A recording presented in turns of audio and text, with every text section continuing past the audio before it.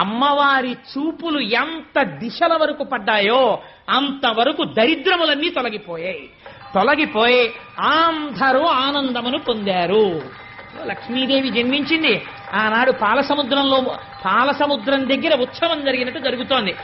నేను ఇక్కడ నమ్మి ఒక మాట చెప్తున్నాను, ఇవాళ ఈ ఘట్టాన్ని ఎవరు విన్నారో వాళ్ళకి కొన్ని కోట్ల జన్మలు తరమవలసిన దరిద్రం నశించిపోయింది.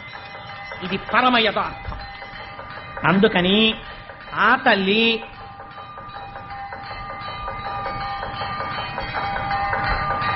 ఒక్కసారి మీ అందరూ కూడా మానసికంగా అదిగో అక్కడ ఆ నీరాజనాన్ని తీసుకోండి, ఒక్కసారి అది కళ్ళకద్దుకుని నమస్కారం చేసుకోండి.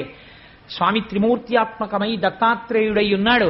చక్కటి జేగంటలు మోగే ఈ దేవాలయంలోను అటువంటి పరమ పవిత్రమైనటువంటి లక్ష్మీదేవి యొక్క ఆవిర్భావము జరిగింది. ఇంకా దేవేంద్రుడికి